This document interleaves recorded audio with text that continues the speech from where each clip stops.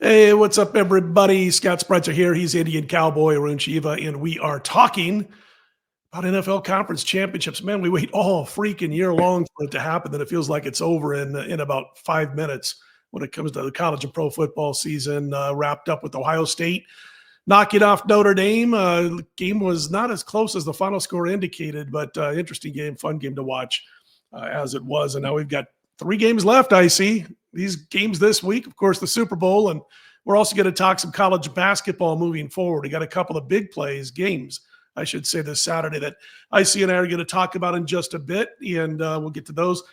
IC, before we jump into a real quick note, everybody, if you've yet to become a member at DocSports.com and just want to give it a trial run, click on the link below the video, get yourself set up for a free $60 account.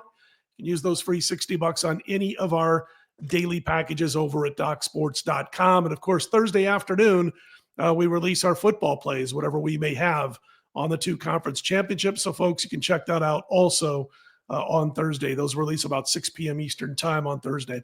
All right, let's talk a little conference championship action. Let's start with the early game I see on Saturday, which is the Commanders and the Eagles, where Philly's laying 6 for the most part. I've seen a couple of 6.5s out there, a couple of 5.5s early in the week. But right now, basically, Eagles 6, total 47.5 in this one. And I was listening Wednesday morning to some of the comments made about Jalen Hurts, the injury that he suffered, his knee injury. Kellen Moore, the press conference, came out and said, we're not changing a thing. The play calling will be the exact same. We expect Jalen Hurts to be ready to go. Obviously, a very big deal when it comes to handicapping this game, I see. Yeah, I mean, so my 2 leans on this game, I just like getting to the point, which is why we get along so well, because you set up things so nicely, and then you get to the point, and then I get to the point, which is why I think people like. Although our name is also to the point. White Chocolate Part 7, is that what this is? Edition number 7. No, I like the Eagles here. Nick Sirianni's never won a Super Bowl. Right. And so you made a great point in that he has the most functional team. Yeah. And it's fascinating how dysfunctionally functional it is. But remember, Washington beat this team last time out. Mm-hmm. But that's going to give them an extra motivation. 36-33. Everybody's jumping on Washington from what I can tell. Last time I saw consensus was 65% taking Washington, plus the points, because they went in and beat the mighty Lions, right? But the Lions screwed up, man. They were not ready for that game. They were horribly game planned, and I just think they just had so many big wins. They didn't take Washington seriously, and it cost them. I mean, defeating the Rams was impressive. I mean, the Niners was impressive. The Vikings was impressive. But they just were not game. Maybe their coaches were heading to other jobs, right? Ben Johnson heading to Chicago. Sure. Maybe that's where the focus went. They were horribly game planned. But the Eagles are not going to look past the Washington team, who's a divisional opponent, who they know, which is crazy that if Washington is a game from going to the Super Bowl. I mean, but I like Philadelphia here. I think Philadelphia beat a really good Rams team. I think that win, when we look back, that Rams team was really good. That's a Super Bowl winning coach in McVay. I like Philadelphia, and I like the under. I don't think this will go to 66 or 69 points like the last meeting. I like Philadelphia, and I like the under in this game. Well, I'll get to the point, too, that I like Philadelphia also. I'm right there with you. And I'm looking at those couple of games that they played against each other this season. You had a situation where Jalen Hurts got injured in the second game. They were up 27-14 going into the fourth quarter. And then you had Pickett at quarterback. And I'm not saying he played badly, but he played like he is. He's a backup, and that's what you got out of Pickett and Jaden Daniels, all credit. Man, I'm telling you, this guy's something else, and I think he's going to have a long, solid career for Washington. But the bottom line is he's going to face a different-looking Philadelphia team this week than he saw then. And he was trailing, like I said, by 13 going into that fourth quarter. And as much as I like Jaden Daniels, I see he's needed a horrible game from Jared Goff last week. And he needed a big turnover by Baker Mayfield the week before his team. Mayfield, got the ball inside his own 15. Tampa's up 17-13, early in the fourth. He fumbles the ball without being touched at his own 13-yard line. 4 plays later, Washington takes the lead. So I don't think you're going to see those kind of costly mistakes out of Philly. I was also looking at, Philly winning the first meeting 26-18, lost the second meeting by 3. They ran the ball. They did what they wanted. They ran the ball 79 times for 439 yards in those 2 games combined. The only difference was Hurts got injured in the second game, but 5.6 yards per pop. This is what Philly's all about. And then you look at Washington real quick, 23rd in yards per play allowed. Eagles number 1 in yards per play allowed. Love you, Jaden Daniels. Think you're going to have a great career, but I think this is your exit as a rookie after a great first season in the NFL.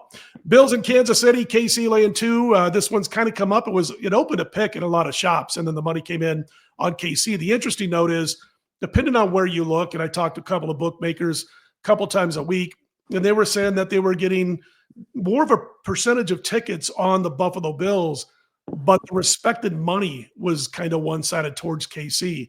And that's why a couple of the books had to move it to KC, being the 2-point favorite here. Now, when I bring up public, and I say, this obviously, but if somebody's kind of new to this stuff, when I say public betting or sharp betting, it doesn't mean, okay, well, the sharp's on this side, it automatically wins, or it wins 70% of the time. I always like to say the public wins 50% of the time, but you got to win 52.3% in an 11-10 win world.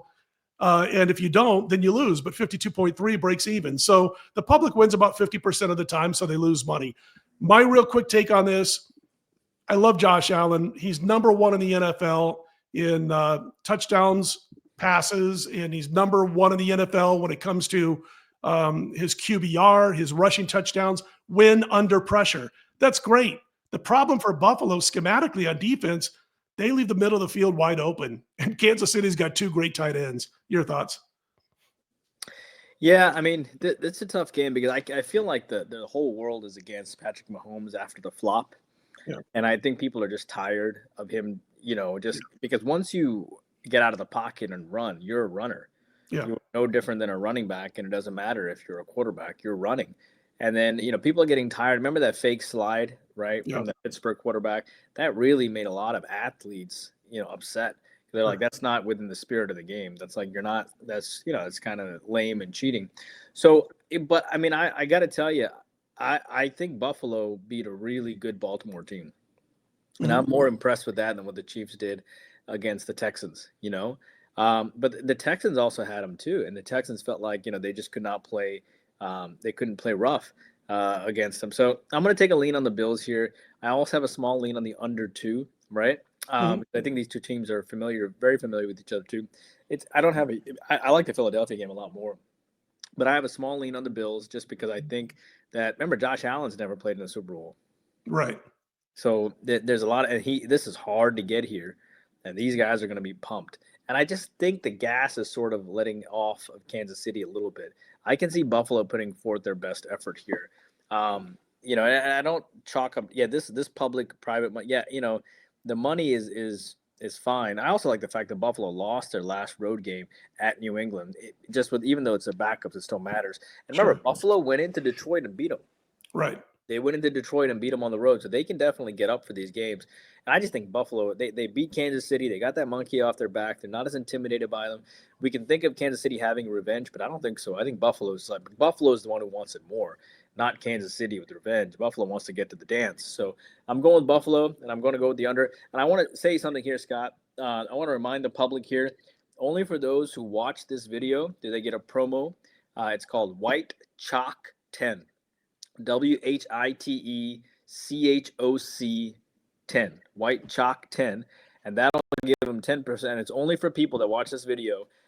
Just for people that watch the White Chocolate Show. It'll give them 10% off the week, the month, the full season of college basketball, NBA, football, NHL, or soccer. And that expires January 26th. Yeah. So it expires January 26th. So it expires Sunday night at 10 p.m. Some of you guys have been asking us for promo codes and things like that. So we'll dish you something out in every video that we do. It'll be something different next time, but 10% off the entire season, month, or whatever you want. Of anything of Scott and mine, White, WHITE, Chalk, CHOC 10. And I'm going to throw in a prop. The number 10. Yeah, 1-0. Yeah. I'm going to throw in, and again, it's January 26th, folks. So, if you're watching this after December 26th, you're okay. I'm going to throw a prop out here. I do like a prop in this one, no matter who wins. I love to look at props. Like I usually have about 4 or 5 in the Super Bowl. And of course, conference championships, I might find 2 or 3. And I always say find something that can happen no matter if your team is winning or losing the game. And I think I've got one here, and it deals with Travis Kelce. Anytime touchdown plus $1.25. I checked that price out a couple of hours before we did the show, so it's current. And as of Wednesday evening. But 19 playoff games for Patrick Mahomes, 14 of those games we've seen Kelce catch a touchdown pass. He had a huge game last week. I mean, he really came around last week. 7 receptions, 117 yards, and a touchdown on 8 targets. And if you looked at Baltimore, their tight ends, Isaiah Likely and Mark Andrews, they had 9 receptions combined on 12 targets last week, 134 yards and a touchdown. And again, I mentioned that Buffalo has a rough time with tight ends a lot of times because they the way they set up on defense, you can kind of leave that middle of the field open. And I know they would rather give up 7-yard passes than 40-yard passes. And so that's kind of the way they employ their defensive schemes. The one concern, I guess, or caveat is that Noah Gray is a pretty darn good tight end too for KC. So if you're concerned that maybe he gets a couple of plays in the red zone instead of Kelce at tight end, pizza money at plus 425 on Noah Gray to score anytime during the course of the game might not be a bad way to go. And again, when I talk about a plus 425 prop, it's likely not going to hit. You don't go throw out a ton of money on it, but there is logic and reason behind it. And you're getting a price that should probably be 325 rather than 425. So you could go on the tight ends. And again, excuse me, look at Kelce at plus $1.25. Maybe some pizza money on Gray, plus 425. I wanted to mention also as we move forward, I'm going to take a drink of water here before I cough all over the place. Promise, it's just water. But anyway, moving forward, I see and I are going to do a lot of college basketball, especially as we get closer to March on these Wednesday night shows. And one of them, as you can see there, folks, coming up on Saturday, a big game in Lawrence between Houston and Kansas. And the power ratings basically right now have Houston a 1-point favorite or 1 point better in the power ratings of the Jayhawks. And Jayhawks might be a little overrated, but bottom line is the last time that this team, the Kansas Jayhawks, were a home underdog was over a year ago, and it was against these Houston Cougars. They were a 1-point favorite February 3rd, 2024, and Kansas won the game by 13 as a short home dog. Of course, in March, Houston blew the doors off of Kansas. They beat them by 30. But, boy, this is almost like the handicap comes out and says, look at all those defensive adjusted efficiency numbers I see for Houston. I just have the feeling that this might be the game where Bill Self gets his team's head screwed on straight, and they're like, okay, it's time to put up or shut up. And I'm not saying this team's a Final Four contender, but I could see them at Allen Fieldhouse getting a win over Houston. Minor upset. Yeah, and going back to the football game real fast, one prop that I sort of liked was Jaden Daniels under 5 touchdowns. I mean, he had 5 touchdowns last time, right? Right. So whatever his touchdown total is this time, I think Philadelphia will game plan for that. And I also like Mahomes under interceptions because he threw 2 picks last time. Mm-hmm. I think he'll be gun shy this time a little bit. But as far as this game is concerned, I completely agree with you. If you remember, Houston throttled Kansas last year, right? Mm-hmm. That was an ugly game. They beat Kansas, or I should say, they beat them by 30 in the second meeting. Right. They beat them by 30 the second time out. So, I mean, they remember that. And Houston rolls in having won, 6, 7, 8, 9, almost like 13 in a row, I think. And they just beat Utah at home 70-36. So when you beat someone that bad, it's very difficult to get up the next game because you feel pretty good about yourself, Mm-hmm. And then you have Kansas rolling in. Houston's obviously number 1 defense. I like the fact that Kansas rolls in.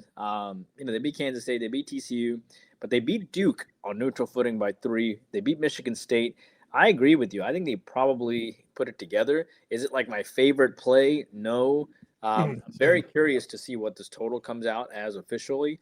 But I have a small lean on Kansas, but I don't have anything major, let's say. Their big deal, like moving forward into March, and I do, like I said, I think they can pull this one out, is that they don't shoot free throws. I was handicapping the game earlier on Wednesday, looking ahead, and they're 364th out of 364 teams in free throw attempt to field goal attempt ratio, I see. I mean, you're just not going to win championships when you never get to the free throw line, which is kind of odd because they got the athletes who can take it inside, draw fouls. Dickinson's been a little disappointing, the big man, when it comes to drawing fouls and taking it to the rack. But I think in this particular game, they'll put it together. And like you, I can't see myself making this a premium play on Saturday. It's going to be one of those kind of games where I do think the Jayhawks pull it out. By the way, if you saw going by, it's the proof that I do have a woman that actually does put up with me as she walked up the stairs to go behind me here to her room. But just proving it to everybody that it's not a made-up person. Tennessee at Auburn on Saturday also. SEC clash, your neck of the woods, I see. I think Auburn's going to be a 6 to 7 point favorite. Obviously, comes down as far as that spread is concerned. It could change whether Johnny Broome is able to play or not for Auburn. And I saw Bruce Pearl on Tuesday afternoon saying it's kind of we're going to decide late in the week. We're going to see if he can practice and return from that injury. But my gosh, 6'10", he owns the paint, 18 points, 11 rebounds, 4 blocks a game. I like Auburn if he's on the floor. I think that's the way I have to go. No doubt about it if Broome's playing. Yeah, I mean, it'll be interesting to see how, if he's able to play or not. But I will tell you this about Tennessee.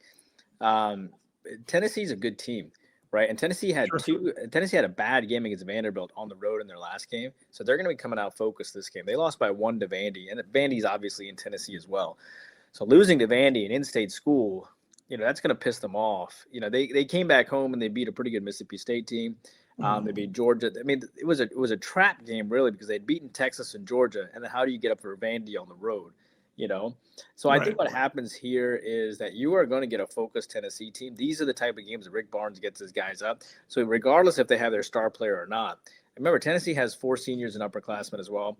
Auburn is phenomenal. They barely got past Georgia. I get that. They're very tough at home. They routed, Purdue and Missouri and Mississippi State at home, and they beat Ohio State 91-53. They beat North Carolina by 13. But I think Tennessee gets up. I like Tennessee. I'm actually hoping the line comes out only as like 6.5 because everybody's going to jump on. I hope the line doesn't come out 7.5 because then you're going to see some Tennessee money coming in. But I have a small lean on Tennessee. Yeah, I could see that if Broome doesn't play and you can get 6.5 points, I could see that. They keep skating by. They've done a good job, Auburn, without him since he's been out the last couple of games. They played the second toughest schedule in college basketball, the Tigers, 17-1. No opponent has come close to challenging them when they're at home. They had that 22-point win over Miss State, which I thought was really impressive. But again, that was first game without Broome, and a lot of times you'll see the other players pick up the slack for a game or two, but maybe not 3 or 4 games down the road if he's unable to go. So, man, and speaking of like when we talk about NIL money, this is where NIL money makes a huge difference because in basketball you only need a few players. Sure. Right? So that's what Pearl does so well. They take care of you in Auburn, right? Yeah. I'm from Alabama. They take care of you in Alabama. They take care of you in Auburn. But you don't have to recruit an entire football team. You just have, and Auburn has that Yellowwood fella, right? That big booster. He can buy you a basketball team. He can buy you and he puts in $5 million a year. That's nothing for him. He'll buy you a college basketball team for you to do. And that's the thing. We're in a world now where if alumni, and that's why Ohio State. Look at Ohio State's team. Yeah. Look at what they went out and just bought. Yeah. So, but the funny thing is, I have nothing against Ohio State fans. I understand you want a championship, but guess what? You know how much equity you have in your championship? Nothing. You can't take your championship and go buy yourself a Subway sandwich. So you keep dumping money into your program. You keep sending all this money to Ohio State so Ryan Day can make a bigger paycheck. These guys, that's fine. Your school will win.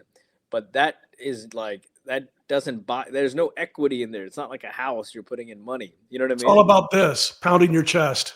That's all it is. It's like, congratulations. Yeah. Ohio State won a national championship. I'm happy for you, but it was nice when your team, like, there wasn't as much money involved. But it'll be interesting to see. I know a lot of SEC people. There's going to be a lot of SEC soul searching. Now now everybody gets to pay players. Well, no, it's like, you mean to tell me that Penn State and all these other schools weren't paying players before? Of course, everybody was. It just happened to be that Georgia was on a down year. It happened to be Alabama switched coaches. Right. And Ole Miss had a pretty good year. South Carolina had a pretty good year. So, we'll see what happens. It's like 1 in 25 years, but yeah. So Auburn is just good, and it'll be interesting to see. I can't remember the last time an SEC team won a championship, a title. it'll be interesting to see what that shakeup will be. So.